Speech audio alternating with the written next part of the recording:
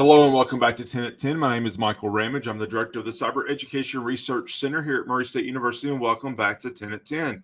10 at 10 is brought to you through a partnership between Murray State University, Grow West, the Technology Council, West Kentucky, KY Innovation, and local partner Sprocket Innovation in Paducah and the Kentucky Innovation Station in Madisonville.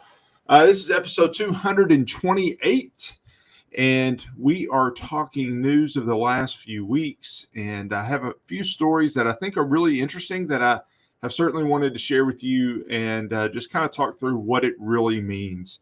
And I always say this, but the goal of sharing these stories is not to be the 5 or 6 most important stories in cybersecurity over the last few weeks. It is to find stories that have a little bit of a nugget in them that we can use to help learn what we need to know to be safer in cyberspace. So that's always my goal, and I always like to remind folks of that, because that's a little bit different than what some of the podcasts are doing in streams like this. So I wanted to make sure I share that. First one, and I actually think this is really important. The article is from last week. It is Georgia, Missouri healthcare providers notified patients about a 2024 hacking incident. All right. So it's May of 2025. And this organization is notifying their employee or their customers that, I would assume, since there's an article about it, actually, April 15th is when they notified their customers. I'm looking at the article. April 15th, they notified their customers that sometime between June 1st, 2024 and July 21st, 2024, there was a data breach. April 15th, they notified their customers about a breach from last year. The point with that is and most of the laws that once you become aware that something has happened, that's when you have to notify your customers. So the point of that is that they didn't realize customer records had been stolen for 9 months. That's a significant length of time.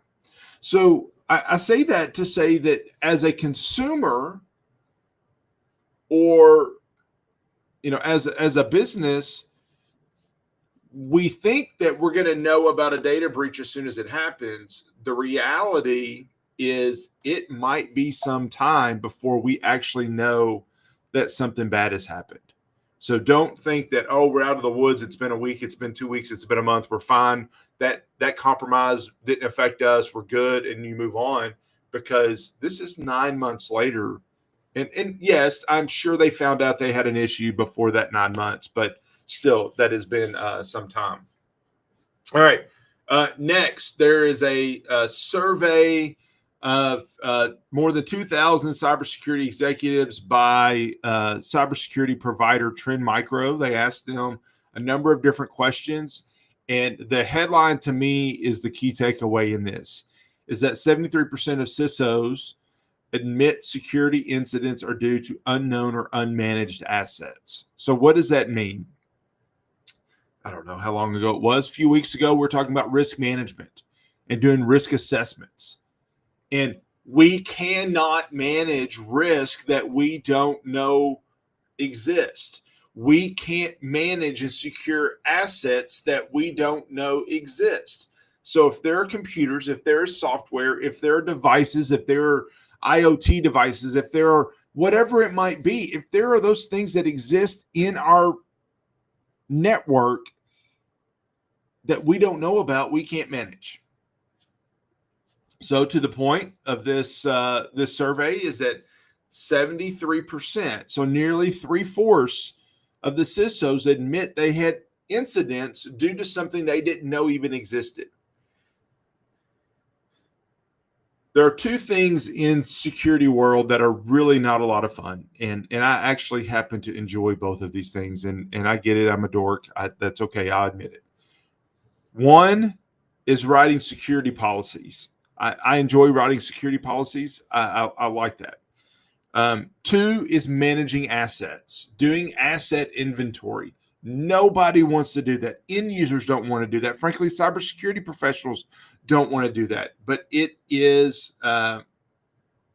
certainly certainly a problem. One other thing, approximately 9 out of 10 managers surveyed stated that the attack surface management, which is related to the assets, directly impacts their company's business risk.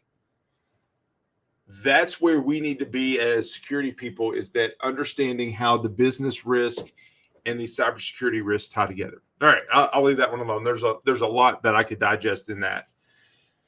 And related to all of this is that AI governance is now a CISO imperative. What does that mean?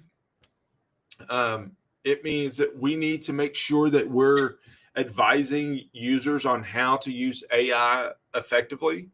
Frankly, if our users aren't using AI at all or effectively, then our company's going to be behind the 8 ball, because it is the future.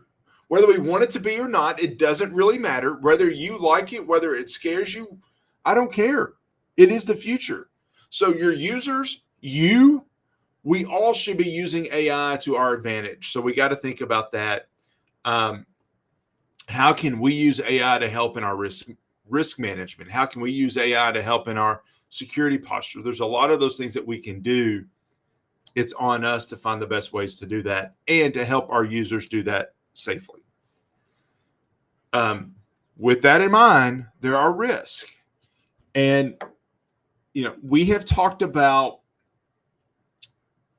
well, if you have security professional friends, you've heard this conversation for 20 years. Don't click on links that you don't trust. Don't open pictures. I mean, there was going back 25 years, there was an anacornicova virus that everybody wanted to open the picture. Not everybody, but people would open a picture because anacornicova, this was 20 plus years ago, was a tennis player that was very pretty, and people would send pictures around supposedly of Anna Kournikova. And when you would open it, your computer would get infected with a virus. We don't open files that we don't trust. We don't go to websites and put data in and click links and open things that we don't trust, that we don't have some knowledge. But we're all caught up in this AI wave, so we'll do whatever we want, whatever's cool, whatever is trendy. So anyway, there are AI video generators that people are using that has malware built in it, and this malware is information stealing malware. Just it is a website that is allowing to get your information. So you just have to be careful about what you're doing and how you're trusting things. And last story I'll touch on, and I just think this is a useful thing. This is from a few weeks ago. Business email compromise and fund transfer fraud made up 60% of insurance claims in 2024, according to a new report that was published a couple weeks ago.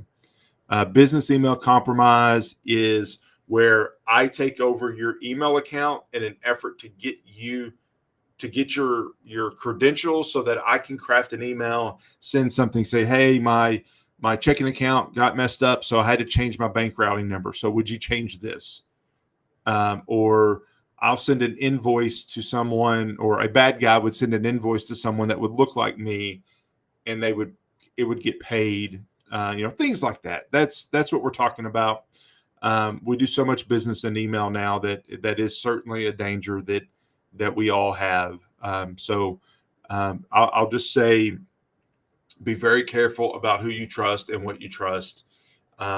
Business email compromise is still a big thing, and AI tools are making that even easier. So we have to be super careful. All right. I tell you, it's always 10 minutes always goes by so quickly. I could share a lot more stories because I think there's a lot that's happening that we could digest, but I'll stop there. If you have questions, please let me know. Thank you for joining, and I'll see you next week back here on 10 at 10. Thank you. Bye.